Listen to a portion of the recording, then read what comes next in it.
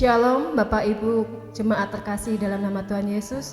Puji syukur pada hari ini kita diberi kesempatan untuk memuji dan memuliakan nama Tuhan melalui ibadah tengah minggu secara virtual.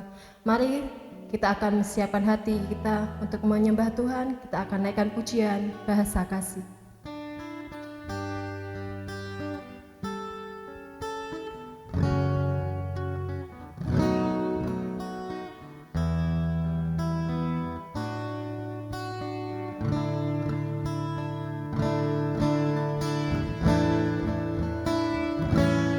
Kasih itu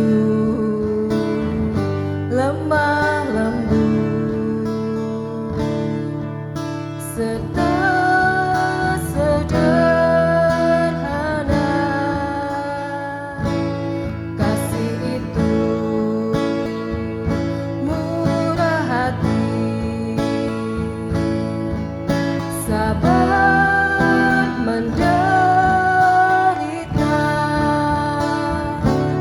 Ajarilah kami bahasa kasih-Mu agar kami dekat padamu ya Tuhanku. Ajarilah kami bahasa kasih-Mu agar kami dekat padamu.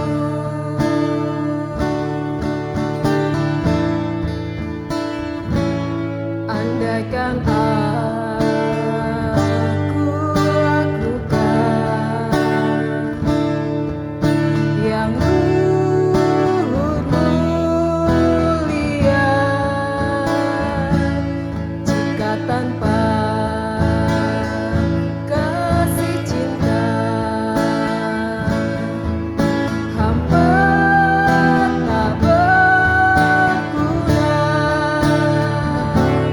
Ajarilah kami bahasa kasih-Mu agar kami dekat padamu ya Tuhanku. Ajarilah kami bahasa kasih-Mu agar kami dekat padamu, agar kami dekat padamu. Mari kita berdoa. Tuhan Yesus, kami ucap syukur untuk kesempatan pada hari ini Tuhan. Engkau telah memberkati kami Tuhan dari aktivitas kami dari pagi hingga malam hari ini Tuhan. Saat ini Tuhan kami hendak merendahkan hati kami Tuhan. Kami ingin bersekutu bersama Engkau Tuhan melalui ibadah tengah minggu ini Tuhan. Kami siapkan hati kami Tuhan untuk mendengarkan firman-Mu. Kami juga berdoa untuk hamba-Mu yang akan menyampaikan firman Tuhan. Kiranya Tuhan memberkati. Di dalam nama Tuhan Yesus kami ucap syukur dan berdoa. Amin. Shalom Bapak Ibu Saudara yang dikasihi Tuhan, selamat malam. Kita bersyukur pada malam hari ini kita bisa mendengarkan firman Tuhan bersama-sama. Kita akan belajar dari surat Rasul Paulus dalam 1 Korintus pasal 13 ayat 1 sampai dengan yang ketiga. 1 Korintus pasal 13 ayat 1 sampai dengan yang ketiga. Kita akan membaca firman Tuhan ini, tetapi sebelumnya mari kita berdoa. Allah Bapa dalam kerajaan surga, kiranya Engkau mengurapi kami dengan hikmat-Mu, sehingga kami bisa belajar dan merenungkan kebenaran firman Tuhan. Bukalah hati pikiran kami dan perbaharuilah hidup kami ya Bapa dengan kasih dan setia-Mu. Kami siap mendengarkan firman-Mu. Haleluya. Amin. Saya akan bacakan firman Tuhan bagi Bapak Ibu Saudara sekalian. Demikian firman Tuhan. Sekalipun aku dapat berkata-kata dengan semua bahasa manusia dan bahasa malaikat, Tetapi jika aku tidak mempunyai kasih, aku sama dengan gong yang berkumandang dan canang yang gemerincing. Sekalipun aku mempunyai karunia untuk bernubuat, dan aku mengetahui segala rahasia, dan memiliki seluruh pengetahuan, dan sekalipun aku memiliki iman yang sempurna untuk memindahkan gunung, tetapi jika aku tidak mempunyai kasih, aku sama sekali tidak berguna. Dan sekalipun aku membagi-bagikan segala sesuatu yang ada padaku, bahkan menyerahkan tubuhku untuk dibakar, tetapi jika aku tidak mempunyai kasih, sedikit pun tidak ada faedahnya bagiku.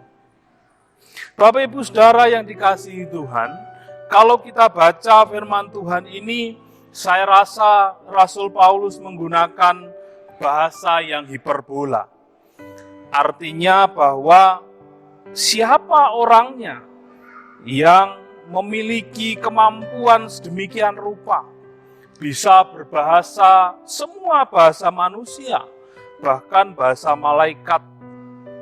Siapa orangnya yang memiliki karunia bernubuat sekaligus mempunyai pengetahuan tentang segala rahasia ilahi. Tetapi Bapak Ibu Saudara, kalau kita baca surat 1 Korintus ini, kita akan mengerti bahwa jemaat di Korintus itu memiliki pergumulan yang luar biasa. Mereka adalah jemaat yang mengalami berbagai peristiwa. Di bagian pertama daripada surat ini bercerita tentang adanya perselisihan, bahkan adanya perpecahan di dalam jemaat. Jemaat Korintus juga kita lihat sibuk dengan memegahkan dirinya masing-masing. Mereka juga mengelompokkan dirinya pada golongan-golongan tertentu. Ada yang menganggap dirinya golongan Apolos, golongan Paulus, dan lain sebagainya. Mereka sibuk dengan mencari apa yang mereka anggap sebagai sesuatu yang berharga. Mereka sibuk mencari pengaruh di antara jemaat. Kalau kita melihat bahkan di pasal 5 Rasul Paulus mengingatkan bahwa jemaat ini ternyata juga masih jatuh dalam percabulan, jatuh dalam penyembahan berhala, ada yang suka memfitnah, pemabuk, penipu, dan lain sebagainya. Tetapi di sisi yang lain, kita melihat bahwa jemaat Korintus ini juga memiliki berbagai karunia. Tapi karunia yang dimiliki ini justru bukan dipakai untuk kemuliaan Tuhan, saling merendahkan hati dan melengkapi. Tetapi karunia ini justru dipakai untuk memegahkan diri. Saya lebih daripada engkau. Dengan situasi yang seperti itu, maka Paulus menggunakan bahasa yang hiperbola. Dengan mengatakan bahwa meskipun engkau tahu segala sesuatu, kalau engkau tidak punya kasih, maka tidak ada faedahnya. Meskipun engkau punya iman yang sempurna, kata Paulus, bahkan iman yang mampu memindahkan gunung, kalau itu tanpa kasih, maka tidak ada gunanya. Kita melihat Rasul Paulus dalam surat ini mengkritik, menegur dan mengingatkan, menasehati supaya jemaat di Korintus kembali pada kasih yang sudah diajarkan kepada mereka oleh para rasul. Bapak Ibu yang dikasihi Tuhan, saya percaya kalau dasarnya beda, meskipun di atas dasar itu dibangun dengan bahan yang sama, tetapi tingkat kekokohan daripada bangunan itu akan berbeda. Kalau kita mengingat, Tuhan Yesus pernah mengajarkan bagaimana rumah yang dibangun di atas dasar batu akan lebih kokoh daripada rumah yang dibangun di atas pasir. Dengan dasar batu, ketika ada banjir yang menerpa, rumahnya kokoh. Tetapi ketika pasir menjadi dasarnya, meskipun di atas pasir itu ada bahan bangunan yang sama dengan rumah yang dibangun di atas batu, tetapi karena dasarnya beda, maka tingkat kekokohannya pun berbeda. Bila didasari dengan kasih, pasti akan berbeda hasilnya dengan bila tidak didasari dengan kasih. Atau kalau kita lihat firman Tuhan tadi, Bapak Ibu Saudara, bila didasari dengan kasih, orang yang punya kemampuan menguasai banyak bahasa akan menghasilkan sesuatu yang bermanfaat. Misalnya dia akan membuat kamus bermanfaat. Tapi kalau tidak didasari dengan kasih, maka yang terjadi itu justru dimanfaatkan, disalahgunakan sedemikian rupa. Mungkin dia menjadi mata-mata yang bisa menghancurkan satu negara yang lain. Kalau didasari dengan kasih, orang yang bernubuat itu akan seperti Nabi Nathan yang mengingatkan Daud, menasehati Daud untuk bertobat. Atau seperti Nabi Yeremia yang membawa pengharapan dan menasehati bangsa Israel di pembuangan supaya mereka mengusahakan kesejahteraan kota di mana mereka tinggal. Tetapi kalau tidak didasari dengan kasih, bahkan kemampuan untuk bernubuat, itu bisa seperti Yunus yang karena kemarahan dan kebencian kepada bangsa Niniwe, maka meskipun dia tahu Tuhan ingin supaya dia sampaikan perintahnya, dia tidak mau lakukan. Kenapa? Karena tidak didasari dengan sikap kasih. Bersyukur kemudian Yunus berubah pikiran. Apa jadinya kalau seseorang yang punya iman sempurna tapi tidak mendasari hidupnya dengan kasih? Maka dia akan seperti seorang pertapa. Dia akan menyepi, dia akan diam, dan tidak peduli dengan apa yang terjadi di sekitarnya. Tapi kalau dia memiliki iman itu dengan kasih, saya percaya dia akan menjadi orang yang menjadi berkat buat sesamanya. Apa jadinya kalau seseorang membagi-bagikan hartanya tanpa didasari sikap kasih? Ini bukan hal yang asing, Bapak Ibu Saudara. Setiap pemilu kita biasa melihat ada orang memberi karena untuk membeli suara. Ada pula yang memberi karena membeli pujian. Bahkan akhir-akhir ini ada orang yang memberi karena konten media sosial, konten YouTube. Dia memberi, tapi belum tentu dia memberi dengan dasar kasih. Lalu apa itu kasih? Kalau kita baca di pasal 13, maka Rasul Paulus sudah menjelaskan kepada kita. Kasih berarti sabar dan murah hati. Orang yang punya kasih akan menjauhkan diri dari rasa cemburu yang berlebihan. Orang yang memiliki kasih akan menjauhkan dirinya dari kemegahan diri. akan menjauhkan dirinya dari kesombongan, akan menjauhkan diri dari sikap yang kasar, dari sikap yang angkuh, serta tidak memaksa orang untuk mengikuti kemauannya sendiri. Itulah sikap kasih. Orang yang memiliki sikap kasih menolak ketidakadilan. Tetapi dia berbahagia ketika ada keadilan dan kebenaran ditegakkan. Orang yang punya kasih ini tahan menghadapi segala sesuatu. Tahan menghadapi segala sesuatu. Bukan hanya ketika senang atau ketika susah, tapi segala sesuatu. Kalau orang punya kasih, Bapak Ibu, dia dapat promosi jabatan. Dia tidak cari keuntungan untuk diri sendiri. Dia tidak cari cara untuk korupsi. Itu orang yang punya kasih. Orang yang punya kasih ketika dia mengalami kesukaran, dia tahan menghadapinya dengan kekuatan dari Tuhan. Dia percayakan hidupnya kepada Tuhan. Itu orang yang punya kasih.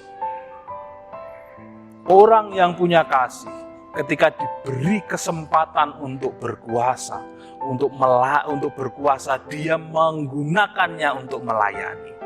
Itulah kasih.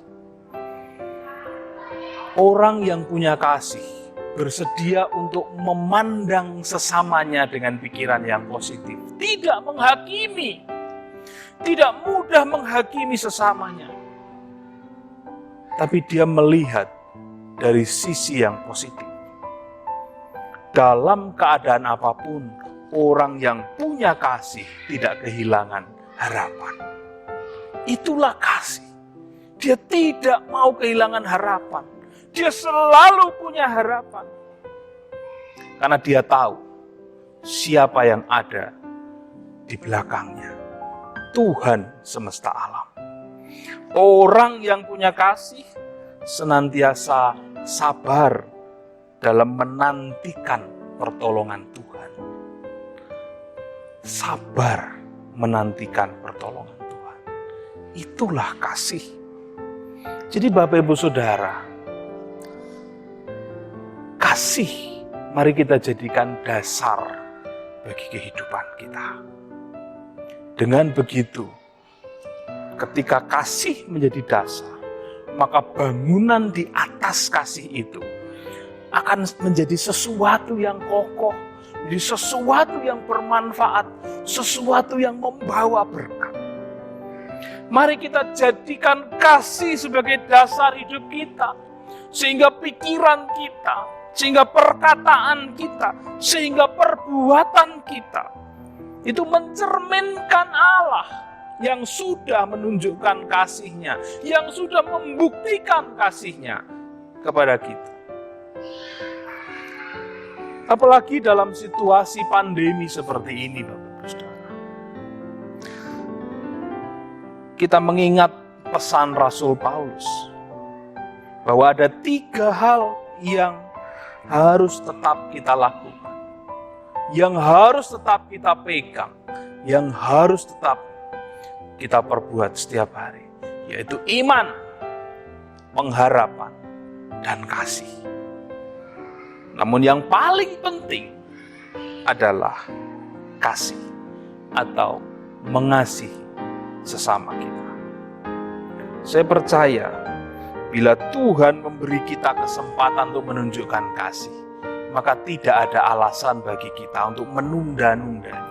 Kalau hari ini Tuhan mengingatkan kepada kita, ayo tunjukkan kasih-Mu sebagai dasar kehidupanmu, di tengah-tengah keluarga, di dalam masyarakat, di tengah-tengah hidup berjemaat, maka satu hal segera lakukan. Mari tunjukkan kasih kita. Jadikan kasih kita sebagai dasar hidup. Sehingga ketika ada pergumulan di dalam keluarga, ada masalah di tengah jemaat, seperti yang dialami oleh jemaat Korintus ini, tidak kehilangan semangat mengasihi, tidak justru menjadi sebuah perpecahan dan perselisihan, tetapi justru mengikat dan menyatukan. Mari jadikan kasih sebagai dasar kehidupan kita. Amin.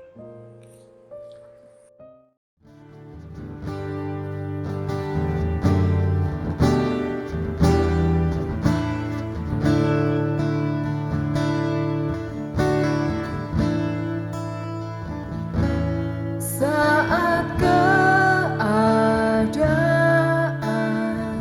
sekelilingku ada di luar kemampuanku, ku berdiam diri mencarimu. Doa mengubah segala sesuatu.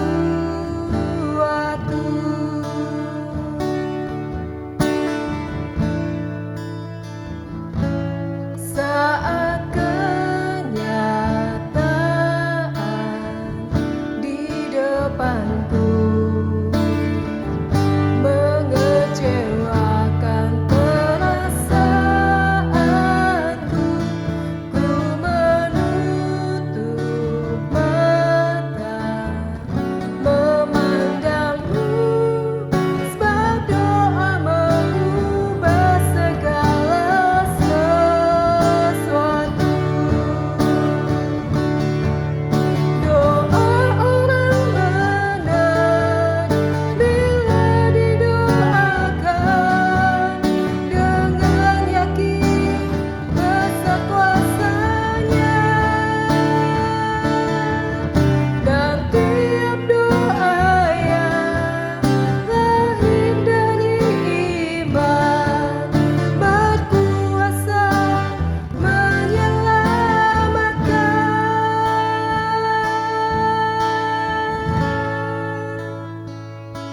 Seperti mata air di tanganmu,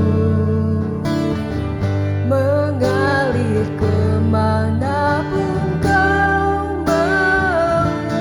Tiada yang mustahil di matamu. Doa mengubah segala sesuatu. Doa orang benar bila didoakan dengan yakin besar kuasanya, dan tiap doa yang lahir dari iman berkuasa menyelamatkan.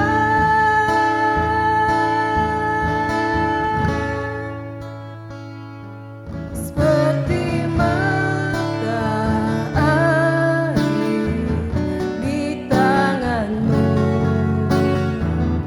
mengalir kemanapun kau mau.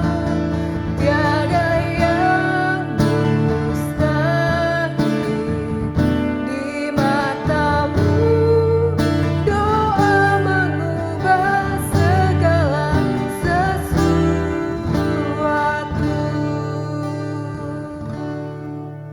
Doa mengubah segala sesuatu.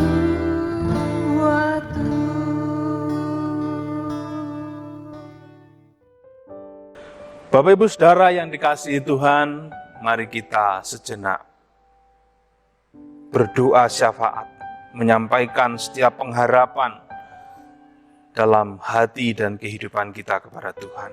Mari kita berdoa. Bapa kami yang ada dalam kerajaan surga yang mulia, bersyukur pada malam hari ini kami boleh memuji memuliakan nama Tuhan. Kami boleh merenungkan firman Tuhan. Dan kami terus belajar untuk menjadikan kasih sebagai dasar bagi kehidupan kami. Kami tahu bahwa kami penuh dengan kelemahan dan ketidakmampuan. Tetapi justru di tengah-tengah kelemahan kami mohon Roh Kudus yang menolong dan menuntun hidup kami, supaya kami hidup di dalam kasih, mewartakan kasih. Saat ini Tuhan, kami bersyukur berkesempatan untuk menyampaikan doa-doa kami. Kami berdoa untuk bangsa dan negara kami, untuk para pemimpin kami, presiden, wakil presiden, para menteri, juga setiap aparat pemerintahan yang ada di pusat dan daerah.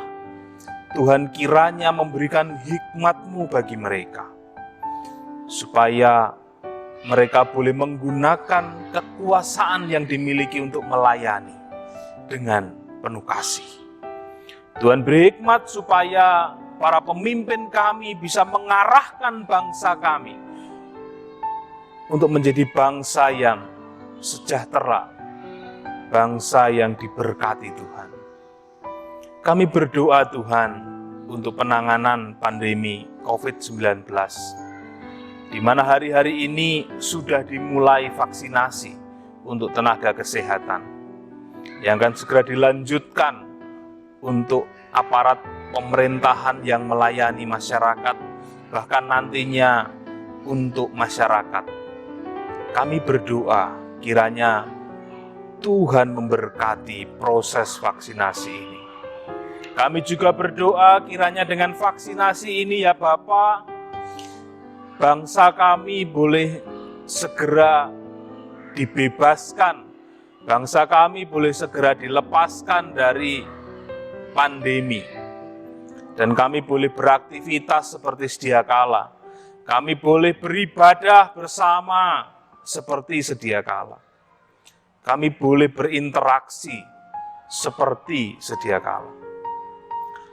Kami juga menyerahkan ya Tuhan untuk para medis yang sampai hari ini terus berjuang, baik untuk merawat saudara-saudara kami yang harus dirawat di rumah sakit karena mengalami sakit penyakit, maupun juga karena COVID-19, karena penyakit yang lain. Kiranya Tuhan beri mereka kesehatan dan kekuatan. Kami berdoa Tuhan untuk aparat keamanan, Tuhan juga memberkati mereka. Kami serahkan bagi gereja kami, GKMI Salatiga, beserta dengan cabang-cabangnya. Segala program kegiatan yang dirancangkan kiranya Tuhan memberkati. Kalau di minggu depan, minggu-minggu ke depan kami tidak bisa beribadah di gereja dan kami harus beribadah di rumah, kami juga terus berdoa supaya meskipun kami beribadah di rumah, tapi kami tidak kehilangan berkat Tuhan. Kami tetap menikmati hadirat Tuhan. Kami berdoa untuk hamba-hamba Tuhan yang melayani di gereja kami, kiranya hikmat dan makrifat Tuhan menuntun dan menyertai. Bagi majelis jemaat, Tuhan juga memberkati. Juga untuk para aktivis gereja, para pelayan Tuhan, Engkau memberkati mereka. Kami serahkan juga bagi para pengurus cabang, Tuhan kiranya menyertai mereka. Ada di antara jemaat kami yang saat ini mengalami sakit, mengalami pergumulan, baik di tengah-tengah keluarganya, mengalami pergumulan ekonomi karena situasi saat ini, mengalami pergumulan untuk pasangan hidup. Kiranya Tuhan, Engkau menolong dan Engkau memberikan jalan keluar.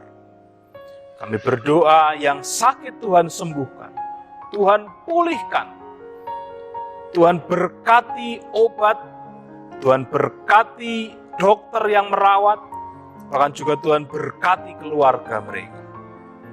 Kami berdoa yang mengalami pergumulan dalam keluarga, kiranya kasih menjadi dasar bagi keluarga-keluarga Kristiani. Kami menyerahkan Tuhan untuk saudara-saudara kami yang bergumul masalah ekonomi, kehilangan pekerjaan. Tuhan, kiranya belas kasihan-Mu mereka rasakan. Kami berdoa untuk yang bergumul bagi pasangan hidup, Tuhan kiranya berikan pasangan hidup terbaik. Yang bergumul untuk masalah pendidikannya, baik di perguruan tinggi, Tuhan Kau tolong mereka supaya boleh menyelesaikan pendidikannya dengan baik. Tuhan berkati segala kebutuhan yang ada dicukupkan. Demikian juga untuk anak-anak kami yang bersekolah, baik di SMA, SMP, di SD, bahkan di PAUD, di TK, Tuhan juga menolong. Karena mereka saat ini harus belajar dari rumah. Jangan biarkan mereka kehilangan kesempatan belajar. Berikan sikap disiplin, pikiran yang berfokus untuk tetap belajar dengan baik. Bapa Maha Kasih, kami serahkan setiap doa dan harapan yang ada di dalam hati dan pikiran keluarga-keluarga jemaat Tuhan. Engkau yang tahu setiap pergumulan kami ya Bapa, dan kami percaya Tuhan akan menjawab setiap pergumulan sesuai dengan kehendak dan rencana-Mu. Dan kami tahu bahwa kehendak dan rencana Tuhanlah yang terbaik bagi kami. Terima kasih Bapa. Inilah seru dan doa kami yang kami naikkan dalam nama Anak-Mu yang tunggal, Tuhan kami, Yesus Kristus. Amin.